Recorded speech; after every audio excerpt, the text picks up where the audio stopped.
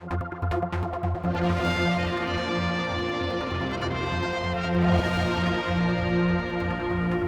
emergency services are not immune from the budget cuts that are affecting the public sector, and the latest news is that the Isle of Man Fire and Rescue Service must make some savings. I'm with the Chief Fire Officer, Kevin Groom. How are you going to achieve the savings that you now need to make? Yes, we issued a press release yesterday highlighting areas where, following a period of review of all of our services, we've had to make some really difficult decisions about the fire and rescue service as it is here now today and where it's going to be in the future. As everyone on the island is very much aware, the Isle of Man government has been faced with a budget rebalancing problem. That's something that everyone knows about and everyone talks about on a very regular basis. We're very much signed up to assisting in the budget rebalancing process, and we've been working with the department for the last 5 years. Currently I sit here with, over the next 3 years, we're actually in year 2 as I sit here today, with a further 7.5% savings that the Isle of Man Fire and Rescue Service has to find. And it's really vital that I make the point these are revenue budget savings, because there are conversations within the community about the differences between what is revenue budget, which is our day-to-day spending, and indeed on a slightly different point, what are capital budgets. So I just want to make sure that we're happy about what is our revenue budget. Fundamentally, it has been reducing over a number of years. We've reached a point now where we've had to make some really difficult decisions which ultimately will affect the community. Now, I mean, obviously we're talking about the emergency services here, and there comes a point where you have cut after cut and it begins to affect public safety, doesn't it? What I've had to do is, with my management team and working with the department, we've had to prioritise what are our core services and our core functions. That is, what do we actually have to go out and need to do, and rather what is a nice to do. That is really difficult. I've been working for the service now for over 32 years. I started in 1982. I've been through the really good times. I've been through the quite unpleasant times, and now we are really in critical times. I've had to sit down and we've had to look at everything we do, and we will continue to do that. You know, it doesn't stop at this point. This is just a part of what we're doing now, but we're going to have to continue review everything that we do. Now, there will be job losses, and you've talked about voluntary retirements and what we call natural wastage. How many losses will there be? Right, I think we're talking perhaps in the future in terms of the tense of wording. We have currently not replaced 2 managerial roles within the Fire and Rescue Service. That's whole-time managerial roles.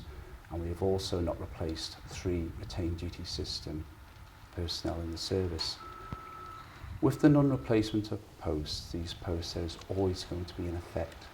Every person who works for the Fire and Rescue Service is an operational officer. That includes myself.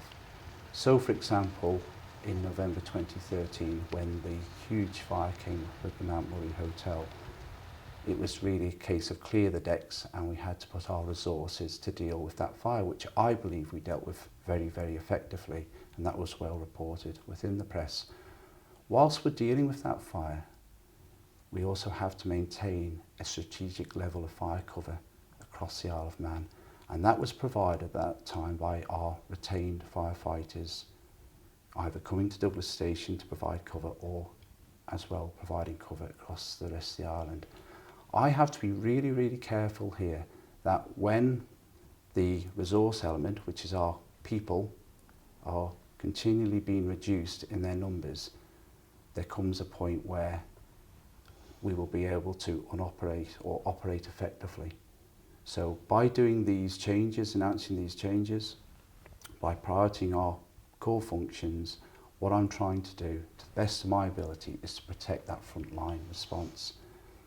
I think as well it's really important to mention at this time is about the resilience which I touch upon by using that Mount Murray Hotel fire example. We also have to look very closely at what's happening nationally, that is across the water. Firefighters in the UK at the moment are in the midst of 8 days of what we call discontinuous strike action. Therefore, that assistance arrangement I have with the neighbouring fire and rescue services is continually under threat. So if I had a major fire here, right now, today, and I wanted to call upon the neighbouring fire and rescue service for assistance arrangements, they're most likely now to turn around and say, very sorry Kevin, we'd love to help you, but I have to prioritise my delivery service, for example in Merseyside or in Manchester. So I've got to be very, very conscious upon what's happening both locally in terms of maintaining that core functions of our delivery service, but also what's happening across the water as well. It's really, really important. Now we've just recently had the police announce 11% job cuts and police stations in the Isle of Man are being closed. Yes. Will we lose any fire stations? I am doing the utmost I can to avoid the closing of any fire stations across the Isle of Man. We have 6 retained fire stations and I believe they provide an absolutely marvellous service to the community of the island. They do that through operational response and they also do it at times on a voluntary basis, and they do community safety work.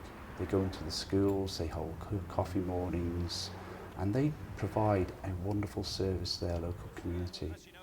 I also then look at Douglas Fire Station and I look at what they do. Our whole-time firefighters again are absolutely marvellous, professional and dedicated people. The perception perhaps is they're all sat around waiting for a fire call to come in. That couldn't be any further from the truth.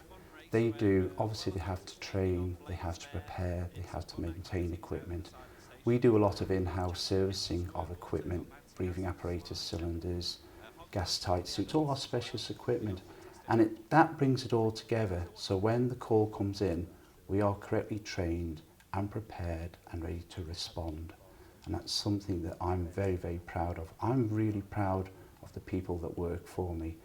But we are in really, really difficult times. And I believe the public should know, quite rightly, this is what we can do now due to the budgetary restraints that are upon us. And we have reviewed it, and we will continue to review what we do. But there's a clear message going out here that I can no longer sustain that delivery service. And as you say, should we have another Mount Murray, for example, you're focusing on those core services so that you can meet that need. What services will go? What's going to disappear? Yes, within the announcements made yesterday, we have unfortunately been able to not be able to continue with our community safety department. That was a team of 2 whole-time people who provided a really, really dedicated and marvellous delivery of community safety across the island. We were very much involved in partnership working, and it really does concern me that I have now not got the available resource to be able to continue to deliver it in that form.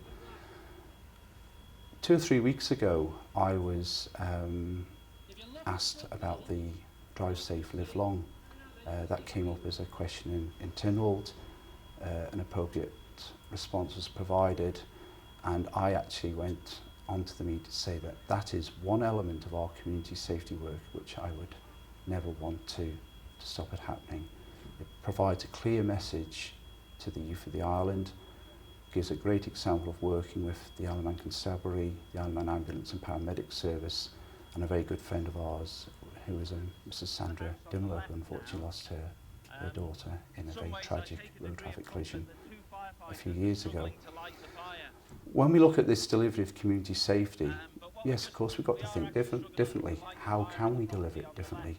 We do some work through our Facebook page and through our Twitter page on a regular basis. We put out very clear messages to the public. We maintain our Test It Tuesday campaign about the weekly testing of smoke alarms. But right here, right now, we have to focus back upon the core functions.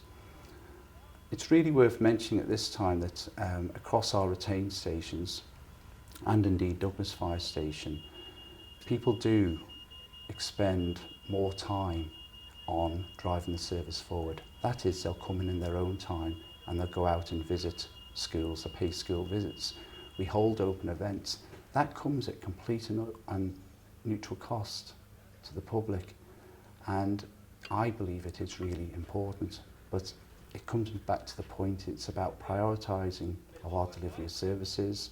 We do have less number of people, therefore quite clearly we are unable to sustain what we do at the moment. Okay, and just finally, charging for non-essential 999 calls, can you explain what that's about? Yes, I think that there's two elements to what you've just said.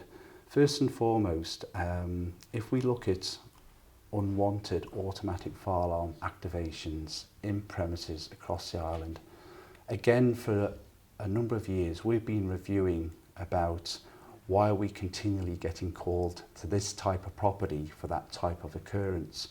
So for example, we get almost inundated with what we call unwanted calls. That can be, for example, a toaster. Someone puts a toaster in the morning, the toast burns, the fire alarm operates. Workmen can be in a building, they forget to unveil, they forget to inform the emergency services joint control room, and all of a sudden fire alarm operates because they're using an electric device, dust is created, and we're on our way. Absolutely no sign of fire, no smell of fire, clear reason for activation, yet we are continually having to mobilise, respond to that. That's what you would charge for then in the future? I'll come on to that point about charging if I may, but I'm really, I want to be really clear here about what is an unwanted or nuisance AFA activation, because I've observed over the last 24 hours that it's not been correctly reported or indeed understood by the public of the Isle of Man. I've given some examples of what we call an unwanted or nuisance automatic fire alarm operation. What a building or a responsible person in a building has got to be aware of is that if we respond to something that is unwanted, then first and foremost that comes at a cost. And I've highlighted the costs of that for the year 13-14. That is £144,000 worth of taxpayers' money. And I know there's an expectation that the public would expect me to do something about it. So what we've done is we've reviewed our policy regarding attendance at automatic fire alarms. We've recognised properties that are repeatedly calling us for the examples I've given before. And quite clearly, we have, working with those premises, we've agreed either a non-attendance, and there's only a very small number of properties who now get a non-attendance, but that's been by agreement. But we've also recognised a reduced attendance as well, and hopefully that will make us more effective and efficient as a fire service. If we're going down the road to an automatic fire alarm activating building and I've burnt the toast, then all of a sudden a house fire comes in at the same time. That's diverting our resources to what I believe is a genuine call, i.e. the house fire, but we're on the road to the automatic fire alarm. That really doesn't make sense. It certainly doesn't make sense to me. But there's a clear message again in that if a fire alarm operates in a building and there's a view taken by the management, the responsible person, and that'll be part of their fire plan, their evacuation plan, that they can smell smoke, they can see burning, or indeed there is a fire, then of course we would respond appropriately. And that is a key message I need to put out here. The second point you've raised about charging, we went out to public consultation, that is the Department of Home Affairs, to introduce a new fire and rescue service bill. That's about modernising the fire and rescue service in two key elements. That's our service delivery under the Fire Services Act 1984 and also the Fire Precautions Act 1975. Within that draft bill, we are proposing that we'll be able to charge for certain services. And again, the public perception is, well, I pay my taxes, therefore I expect a service. But is it right that if someone rings the Emergency Services Joint Control Room and says, reports they've locked themselves out of their car, that a crew of firefighters responds and lets them into their car. That comes at a cost. Where could they actually phone a garage or look at a different way of dealing with that issue? Someone arrives People at... actually do that? Sorry Yes, to they do. interrupt I'm you. giving you some real life People examples will call here. the fire brigade if they Yes. lock themselves out of their car. They do. We do get calls to people locked out of their houses. Now, if there is no risk to an occupant of the house, there's no, I may have left the cooker on or anything like that, then we are getting called to that type of operational incident. And again, that comes at a cost and it diverts our resources away from what we're here to do. More latterly, and it always, an example I use, and people say to me, no, that would never happen. The waste pipes just come off the back of my washing machine and there's water on my floor. I want the fire and rescue service to respond to that. That isn't an emergency event, that isn't life-threatening, but that's the reality of the type of calls that we respond to. So within the draft bill, there is going to be an opportunity there to actually structure a charging policy for that type of circumstances through an operational response. I'd certainly would invite the public of the Isle of Man to look at the States of Jersey Fire and Rescue Service. They have a very robust charging policy. This isn't new, but they are looking at and have looked at other areas of work which they provide to the public of the Isle of Man. And it's something that we'll look at. If the progression of the draft bill is successful, then hopefully I can present a paper to the department and we can then take it through the tender process to come up with a charging order for the service.